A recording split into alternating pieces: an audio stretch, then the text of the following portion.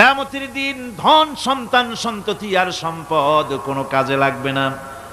সেদিন শুধু আমল যদি ভালো হয় কাজে লাগবে, আমল খারাপ হবে সব শেষ হয়ে যাবে। আল্লাহ রাব্বুল আলামিন নবীজিকে ডেকে বলেছেন, নবী আপনি বলেন, কুল মা কুনতু বিদআম মিনার রাসূল, আপনি বলুন আমি কোন নতুন রাসূল নই, আমার আগে অনেক নবী রাসূল পৃথিবীতে এসেছেন, তারা বিদায় হয়ে গেছেন। আমি জানি না কিয়ামতের দিন আল্লাহ রাব্বুল আলামিন আমার সাথে কি ব্যবহার করবেন, আর আমি এও জানি না যে কিয়ামতের দিন আল্লাহ পাক তোমাদের সাথে কি ব্যবহার করবেন।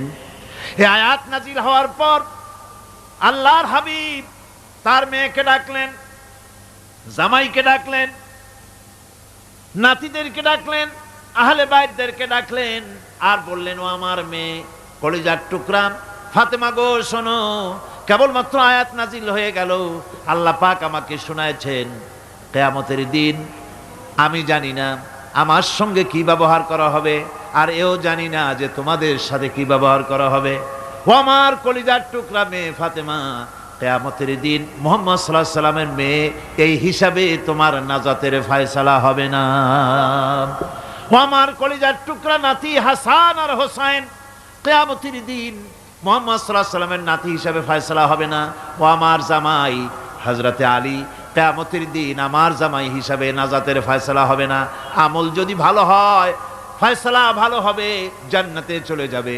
আমল যদি খারাপ হয় কার নাতি কার জামাই দেখা হবে না। সুবহানাল্লাহ। কঠিন কিয়ামতের মাঠ, এই পরকালের বিশ্বাস যদি কলজার মধ্যে ঢোকে মানুষ ভালো হয়ে যাবে। কোন সুবহানাল্লাহ। আপনাদের দৃষ্টিতে পারবে, কথার জবাব যে দিলেন না। পুলিশে কি মানুষের চরিত্র ভালো বানাইতে পারবে? পুলিশের চরিত্র ভালো বানাবে কেডা? সেটাই তো কথা। মানুষের চরিত্র যাতে ভালো থাকে, মানুষের জন্য খারাপ কাম না করে সেজন্য পুলিশ যাতে খারাপ কাম না করে সেজন্য আরো একটা ডিপার্টমেন্ট আছে না, তারা যাতে খারাপ কাজ না করে সেজন্য আর একটা আছে। এন্টি করাপশনের আবার এন্টি করাপশন আছে, তার উপর আবার এন্টি করাপশন আছে। এন্টিটার অভাব নাই। সুতরাং পুলিশ দিয়া, বিডিআর দিয়া, আর্মি দিয়া মানুষের, দেশের, জাতির চরিত্র ভালো বানানো যায় না। রাসূলুল্লাহ এ দিয়ে বানান না, এটা ইসলামের নিয়ম নয়। পুলিশ দিয়া, আর্মি দিয়া দেশের মানুষের চরিত্র ভালো বানানো যায় না। চরিত্র ভালো বানানো যায় কেবলমাত্র পরকালের ভয় দিয়া। কিসের ভয় দিয়া?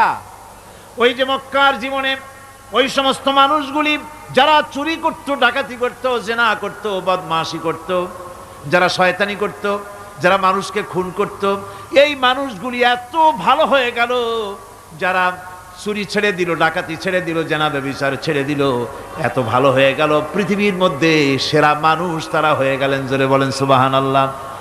নবীর সাহাবীরা পৃথিবীর শ্রেষ্ঠ সন্তান, নবীর সাহাবীরা পৃথিবীর সেরা মানুষ, তাদের চাইতে সেরা মানুষ নবীদের পরে আর কেউ হতে পারে না। জোরে কোন সুবহানাল্লাহ।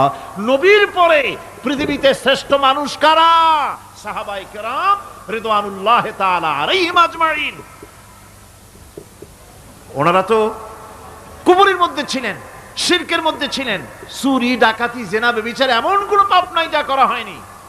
তারপরে যখন আল্লাহর নবীর কাছ থেকে তাওহীদ, রিসালাত ও আখিরাতের দাওয়াত পেলেন, কি সোনার মানুষ এক একজন হয়ে গেলেন। সুবহানাল্লাহ। যারা ছিলেন নারীর সতীত্বের জম, তারা হয়ে গেলেন নারীর সতীত্বের পাহারাদার। যারা মানুষের মাল চুরি করত, ডাকাতি করত, তারা রাতভর মানুষের মালের পাহারা দিল, মানুষের রক্তের পাহারা দিল। সুবহানাল্লাহ বিহামদি। রক্ত সম্পদের পাহারা দিল। রাসূল বললেন, খায়রুল কুরুনে কারনি, সর্বশ্রেষ্ঠ যুগ তো আমার যুগ। বন্ধুগণ, এরপরে একটা জীবন আসবে ওই কিয়ামতের ময়দানে। এই পরকালের বিশ্বাসটা গুরুত্বপূর্ণ ব্যাপার, আমাদের সব কিছুর হিসাব দেওয়া লাগবে।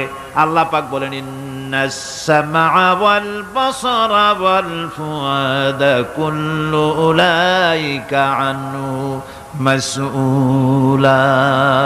নিঃসন্দেহে মানুষের শ্রবণ শক্তি, দর্শন শক্তি এবং তার অন্তঃকরণের কল্পনা সম্পর্কে আল্লাহ রাব্বুল আলামিনের কাছে জিজ্ঞাসিত হতে হবে।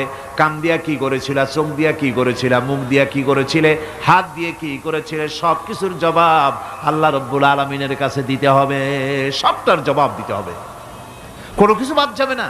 এমনকি মনের ভিতরে যে কল্পনা আমরা করি, এই কল্পনার হিসাবও আল্লাহর দরবারে দিতে হবে। কোরআনে কারীম বলছেন, ওয়া ইন তুবদু মা ফি আনফুসিকুম আও তুখফুহু ইউহাসিবকুম বিহিল্লাহ। মনের ভিতরে তুমি যেটা কল্পনা করো